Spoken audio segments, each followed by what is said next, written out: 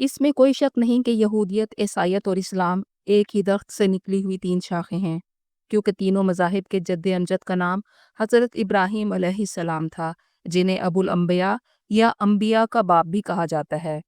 عیسائیت کی دعوت کا مقصد بھی شروع میں ایک اللہ کی عبادت کی دعوت تھی، لیکن جب عیسائیت نے خود عیسیٰ علیہ السلام کو اللہ کا بیٹا بنا کر شرک شروع کیا تو وحدانیت کا مقصد ہی کھو دیا۔ لیکن یہودیت میں آج بھی ایک خدا کی عبادت کی جاتی ہے، جسے وہ عبرانی زبان میں یہوہ یا ادونائی کہتے ہیں۔ یہودی یہ نام اللہ کے لیے احتراماً استعمال کرتے ہیں۔ یہودی دن میں 3 نمازیں ادا کرتے ہیں، جن کی ادائیگی رکوع اور سجدہ کے بغیر کھڑے ہو کر کرتے ہیں، اور ہفتے کے دن اپنی عبادت گاہ جسے سیناگوگ کہا جاتا ہے اس میں عبادت کرتے ہیں، بالکل اسی طرح جس طرح مسلمان جمعہ کے دن کی نماز مساجد میں ادا کرتے ہیں۔ عقیدہ توحید کو لے کر مسلمانوں اور یہودیوں میں کوئی اختلاف نہیں۔ یہودی سال میں چند روز روزہ رکھتے ہیں، جبکہ مسلمان رمضان میں پورا مہینہ روزے رکھتے ہیں۔ جیسے اسلام میں خنزیر حرام ہے، اسی طرح یہودی مذاہب میں بھی خنزیر ناپاک اور حرام سمجھا جاتا ہے۔ اسلام کی طرح یہودیت میں بھی جادو ٹونے کو شرک سے تشبیہ دی جاتی ہے، اور یہ عقیدہ رکھا جاتا ہے کہ انسان صرف اللہ پر بھروسہ کرے، نہ کہ جادو یا روحانی قوتوں پر۔ جادو کرنے والے شخص کو یہودی مذہب میں بھی یہودی قوم سے خارج کر دیا جاتا ہے، بالکل اسی طرح جس طرح جادو کرنے والا دائرہ اسلام سے خارج ہو جاتا ہے۔ اسلام میں زکوٰۃ دینا فرض ہے، تو یہودیت میں زکوٰۃ تو نہیں، بلکہ ہر یہودی پر لازم ہے کہ وہ اپنی آمدن کا ایک حصہ غریبوں، یتیموں، بیواؤں اور دینی کاموں پر خرچ کریں، جسے عبرانی زبان میں تصداقہ کہا جاتا ہے۔ اگر یہودیوں کی ویلیوز اور اقدار مسلمانوں کی ویلیوز اور اقدار کے اس قدر قریب ہیں تو فرق کہاں ہے؟ یہ فرق ہے ان کی توریت کی غلط تشریح کرنے میں، اللہ کے احکامات کو نہ ماننے میں اور اللہ کی نافرمانی کرنے میں۔ ایک وقت تھا جب اللہ نے بنی اسرائیل کو زمین پر موجود تمام قوموں پر فضیلت دی، جس کا ذکر توریت اور قرآن مجید میں موجود ہے۔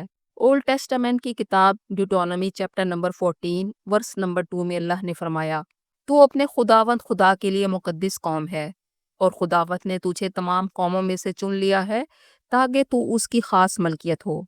جبکہ قرآن مجید کی سورۃ البقرہ آیت نمبر 47 میں ارشاد ربانی ہوا کہ اے بنی اسرائیل، میری ان نعمتوں کو یاد کرو جو میں نے تم پر انعام کی، اور یہ کہ میں نے تمہیں تمام دنیا والوں پر فضیلت دی۔ یہ نظریہ بنیادی طور پر توریت، خاص طور پر کتاب استثناء اور تالمود پر مبنی ہے، جس میں کئی مقامات پر بنی اسرائیل کو دوسری قوموں پر فضیلت دی گئی، لیکن یہ فضیلت مشروط تھی۔ بائبل کی کتاب ایکزوڈس چیپٹر نمبر 19 ورس نمبر 5-6 میں ارشاد ہوا، اگر تم میری بات مانو اور میرے عہد پر قائم رہو تو تمام قوموں میں سے میرا خاص خزانہ بنو گے۔ ان آیات کو لے کر بنی اسرائیل خود کو اللہ کی پسندیدہ قوم سمجھنے لگے۔ خود سے ہونی گروہ اس عقیدے کو سیاسی اور نسلی برتری کے طور پر پیش کرتے ہیں، جو اسرائیل کی پالیسیوں پر اثر انداز ہوتا ہے۔ یہودی برملا کہتے تھے کہ ہم اللہ کے منتخب کردہ اور پسندیدہ لوگ ہیں، ہمیں دوزخ کی آگ نہ چھو سکے گی، اور اگر چھوا بھی تو صرف گنتی کے چند دن۔ آج بھی یہودی غیر یہودی لوگوں کو اپنے سٹیٹس کے سامنے بھیڑ بکریاں اور کیڑے مکوڑے تصور کرتا ہے، جو کہ صرف ان کی خدمت کے لیے پیدا ہوئے۔ آج بھی یہودی خود کو سپیریئر سمجھتے ہیں اور اپنے سوا سبھی کو کافر اور گمراہ سمجھتے ہیں۔ آخر بنی اسرائیل کی وہ کون سی حرکات تھی جن کی وجہ سے جس قوم کو اللہ نے تمام قوموں پر فضیلت دی، اسی قوم پر ذلت طاری کر دی؟ سورۃ البقرہ آیت نمبر 61 میں اللہ نے فرمایا، اور ان پر یعنی بنی اسرائیل پر ذلت اور محتاجی مسلط کر دی گئی، اور وہ اللہ کے غضب میں آ گئے۔ یہ اس لیے ہوا کہ وہ اللہ کی آیات کا انکار کرتے تھے اور نبیوں کو ناحق قتل کرتے تھے۔ یہ سب ان کی نافرمانیوں اور زیادتیوں کی وجہ سے ہوا۔ اگر بنی اسرائیل پر اللہ کے انعامات اور ان کی نافرمانیوں کو دیکھا جائے تو یہ کئی صدیوں پر محیط ہیں، لیکن سورۃ البقرہ اور سورۃ الاعراف میں اللہ نے بنی اسرائیل پر بڑی تیزی کے ساتھ اپنے انعامات اور ان کی نافرمانیوں کا ذکر کیا ہے۔ اگر تاریخ کی بات کریں تو بنی اسرائیل کی تاریخ شروع ہوتی ہے جب حضرت یوسف علیہ السلام کی دعوت پر آپ کے والد حضرت یعقوب علیہ السلام سمیت پورا خاندان جو 90 افراد پر مشتمل تھا، کنعان سے ہجرت کر کے مصر چلے گئے، جہاں عزیز مصر نے انہیں وہاں آباد ہونے کے لیے نہایت زرخیز علاقے عطا کیے۔ ابھی بنی اسرائیل صرف حضرت ابراہیم علیہ السلام کے بیٹے حضرت اسحاق علیہ السلام کی نسل کا ایک خاندان تھا، جبکہ حضرت ابراہیم علیہ السلام کے دوسرے بیٹے حضرت اسماعیل علیہ السلام کی نسل عرب میں آباد ہوئی۔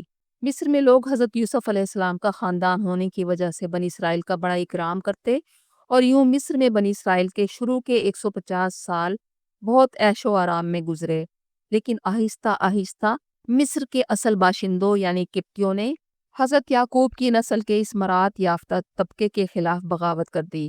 اب مصر کے مقامی لوگ بادشاہ بنے جنہیں فرعون کہا جاتا تھا۔ اب بنی اسرائیل کا زوال شروع ہوا اور تقریباً 400 سال تک بنی اسرائیل پر سخت ظلم و ستم ہوئے۔ ان کے بیٹوں کو قتل کر دیا جاتا اور بیٹیوں کو زندہ رکھا جاتا تھا۔ یہ 400 سال بنی اسرائیل کی سخت غلامی کے سال تھے کہ اللہ نے اسی قوم کے ایک رسول حضرت موسیٰ علیہ السلام کو ان کی نجات کا ذریعہ بنایا، اور انہوں نے معجزانہ انداز سے سمندر کو پھاڑ کر بنی اسرائیل کو دریا پار کرایا، اور فرعون قوم سمیت دریا میں غرق ہو گیا، اور یوں بنی اسرائیل کو نجات مل گئی۔ جب حضرت موسیٰ علیہ السلام 6 لاکھ بنی اسرائیل کے ساتھ صحرائے سینا میں داخل ہوئے تو اللہ نے قدم قدم پر معجزوں سے ان کی مدد کی۔ بنی اسرائیل دھوپ میں چلتے تو اللہ نے ان کے اوپر بادلوں کا سایہ کر دیا۔ صحرا میں کھانے کو کچھ نہ تھا تو اللہ نے من و سلوہ عطا کر دیا جو بغیر محنت آسمان سے نازل ہوتا، لیکن قوم نے ناشکری کی کہ ہم صرف اس کھانے پر صبر نہیں کریں گے۔ اے موسیٰ، اپنے رب سے دعا کرو کہ ہمارے لیے زمین سے اگنے والی پیداوار میں سے کچھ دے، مثلاً ساگ، کھیرا، گندم، مسور کی دال، پیاز۔ اللہ نے ان کی یہ ناشکری ناپسند کی۔ صحرا میں پینے کو پانی نہ تھا تو معجزانہ طور پر 12 قبیلوں کے لیے 12 چشمے جاری کر دیے، لیکن بنی اسرائیل نے اس پر بھی ناشکری کی۔ بنی اسرائیل بارہا اللہ کے معجزات اور نعمتیں دیکھ چکے تھے، لیکن اس کے باوجود وہ شک کرتے، اللہ کی آزمائش کرتے، حضرت موسیٰ علیہ السلام سے بحث کرتے اور اللہ کی نعمتوں کو معمولی سمجھنے لگے۔ صحرائے سینا میں کوہ طور کے پاس پڑاؤ ڈال کر حضرت موسیٰ علیہ السلام 30 راتوں کے لیے اللہ کی طلبی پر کوہ طور گئے۔ وقت معین سے پہلے چلے گئے تو آپ کو مزید 10 رات ٹھہرنا پڑا، اور آپ کو توریت عطا کی گئی۔ اب کتاب اور شریعت کی بنیاد پر بنی اسرائیل ایک امت بن گئے۔ جب آپ 40 راتوں کے بعد واپس لوٹے تو ایک شعبدہ باز سامری نے قوم کو گمراہی میں مبتلا کر دیا۔ اس نے قوم سے زیورات اکٹھے کر کے سونے سے بچڑے کا مجسمہ اس طرح تیار کیا کہ جب ہوا اس میں داخل ہوتی تو بچڑے کے ڈکارنے کی آواز آتی، اور کہا کہ یہ اصل معبود ہے۔ موسیٰ کو غلط فہمی ہوئی ہے۔ جب حضرت موسیٰ علیہ السلام کوہ طور سے 10 کمانڈمنٹس جو شریعت موسیٰ کی بنیاد تھے لے کر لوٹے تو قوم کو بچڑے کی پوجا کرتے پایا۔ بنی اسرائیل میں اللہ کے نبی حضرت ہارون علیہ السلام بھی موجود تھے، جنہوں نے انہیں سمجھانے کی کوشش کی، لیکن قوم ان کے قتل کے در پہ ہو گئی۔ اس کے بعد حضرت موسیٰ علیہ السلام نے اللہ کے حکم سے دین سے پھرنے والوں کو سزا دی کہ انہیں قتل کر دیا جائے۔ اس سزا کا ذکر توریت کے چیپٹر نمبر 32 ایکزوڈس میں بھی موجود ہے۔ پھر اللہ نے بنی اسرائیل کو حکم دیا کہ تمہارا اصل وطن فلسطین ہے، تم موسیٰ کی قیادت میں وہاں جاؤ اور جہاد کرو۔ لیکن اس نافرمان قوم نے جہاد نہیں کیا اور کہا، اے موسیٰ، وہاں بڑی جابر قوم رہتی ہے، تم اور تمہارا خدا جا کر لڑو، ہم یہاں بیٹھے ہیں۔ ان کی اس نافرمانی کی وجہ سے اللہ نے ان پر فلسطین کی سرزمین حرام کر دی، اور وہ اس وادی میں 40 برس تک سرگراں رہے اور انہیں وادی سے نکلنے کا راستہ نہ ملا۔ اسی وادی طی میں حضرت موسیٰ علیہ السلام کا انتقال ہوا۔ آپ کی بڑی خواہش تھی کہ آپ ارض مقدس یعنی فلسطین میں داخل ہوں اور وہیں دفن ہوں، لیکن اللہ نے فرمایا کہ اے موسیٰ، تو اس سرزمین میں داخل نہ ہوگا۔ حضرت موسیٰ علیہ السلام نے اللہ سے بڑی دلسوز دعا کی کہ اے اللہ، مجھے اتنا قریب کر دے کہ میں ارض مقدس کے قریب اس حد تک ہو جاؤں کہ پتھر پھینک کر وہاں پہنچ جاؤں، لیکن اللہ کی طرف سے اجازت نہ ملی۔ صحیح مسلم کی روایت ہے، رسول اللہ صلی اللہ علیہ وآلہ وسلم نے فرمایا، میں معراج کی رات موسیٰ علیہ السلام کی قبر کے پاس سے گزرا جو سرخ ٹیلے کے قریب تھی، اور وہ اپنی قبر میں کھڑے ہو کر نماز پڑھ رہے تھے۔ 40 سال اس وادی میں بھٹکنے کے بعد نئی جنریشنز پیدا ہوئی، نئے پیغمبر آئے، اور ان کی قیادت میں بنی اسرائیل نے جہاد کیا اور فلسطین فتح کیا۔ حضرت داؤد علیہ السلام فلسطین کے بادشاہ بنے۔ اس کے بعد آپ کے بیٹے حضرت سلیمان علیہ السلام بنے، جن کی بادشاہت جن و انس اور ہوا پر تھی۔ اللہ تعالیٰ نے سب سے زیادہ انبیاء بنی اسرائیل میں بھیجے، لیکن بنی اسرائیل کا سب سے بڑا جرم تھا کہ انہوں نے نہ صرف نبیوں کو جھٹلایا بلکہ قتل بھی کیا، اور یہ جرم بار بار دہرایا۔ حضرت زکریا علیہ السلام حضرت یحییٰ علیہ السلام کو قتل کیا اور حضرت عیسیٰ علیہ السلام کو مصلوب کرنے کی کوشش کی، جنہیں اللہ نے اوپر اٹھا لیا۔ ہر نبی کی تعلیمات کو جھٹلاتے، احکام الہی پر اعتراض کرتے اور چالاکی سے بچنے کی کوشش کرتے۔ حضرت داؤد علیہ السلام کی قوم کو ہفتے کے دن مچھلی کے شکار سے منع کیا گیا، تو جمعہ کے دن جال ڈال دیتے یا دریا کے ساتھ گڑھے کھود ڈالتے اور اتوار کو مچھلیاں پکڑ لیتے۔ ان پر اللہ کا غضب نازل ہوا اور ایسا کرنے والوں کو بندر اور خنزیر بنا دیا گیا جو 3 دن تک روتے روتے مر گئے۔ بنی اسرائیل نے ہر حرام کام کو حلال جانا۔ انہیں سود خوری اور جادو سے منع کیا گیا تھا، لیکن یہودی علماء کے فتووں کی وجہ سے لوگوں نے ان چیزوں کو حلال سمجھ لیا اور یہودی علماء کو ان کے ماننے والوں نے اپنا رب بنا لیا۔ ان کی غلط بات کو اللہ کا حکم سمجھ کر مان لیا کرتے تھے۔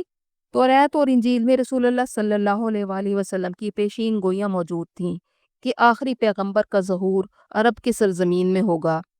ان پیشین گوئیوں کی وجہ سے یہودی قبائل فلسطین، عراق، شام اور روم سے ہجرت کر کے مدینہ آ گئے کہ کاش ہم آخری نبی سے مل سکیں، اور مدینہ کے قبائل اوس اور خزرج کو کہا کرتے تھے کہ ان قریب ایک آخری رسول آنے والا ہے، ہم ان کے ساتھ ہوں گے اور تم پر غالب آئیں گے۔ اسی طرح حق کے متلاشی حضرت سلمان فارسی رضی اللہ عنہ کو ایران کے ایک عیسائی راہب نے ہی بتایا تھا کہ اب آخری نبی کا ظہور قریب ہے جو کھجوروں کی سرزمین کی طرف ہجرت کریں گے، تم انہیں وہاں تلاش کرنا۔ اسی لیے رسول پاک صلی اللہ علیہ وآلہ وسلم کی ہجرت سے پہلے ہی حضرت سلمان فارسی مدینہ پہنچ گئے۔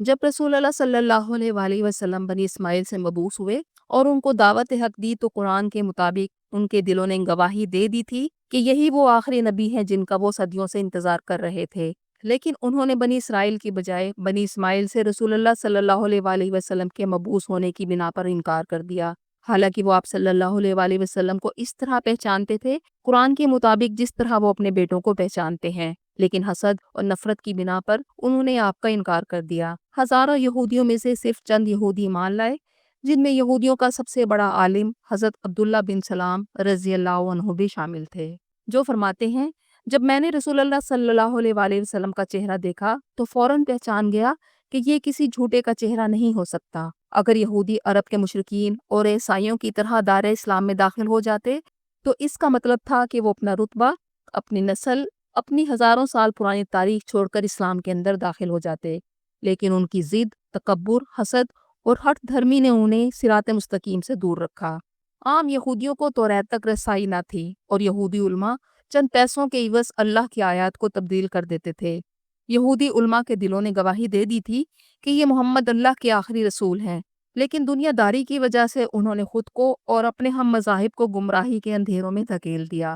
1450 سال گزرنے کے بعد آج بھی یہود اس پیغمبر، اس مسیحا کے انتظار میں بیٹھے ہیں جس کے قیادت میں وہ دوبارہ 3rd ٹیمپل تعمیر کر کے دنیا میں یہودی شریعت کا نفاذ کریں گے، اور ان کے خیال میں صرف یہودی ہی اللہ کے اصل قانونی وارث ہوں گے، جبکہ قرآن بار بار یہودیوں کے اس غلط تصور کی نفی کرتا ہے۔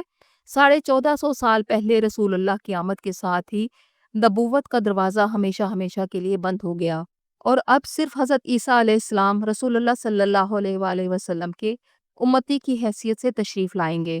ایک وقت تھا جب اللہ نے یہودیوں کو تمام دنیا والوں پر فضیلت دی، تو ان کی نافرمانیوں کی وجہ سے ان پر ہمیشہ کے لیے ذلت بھی طاری کر دی۔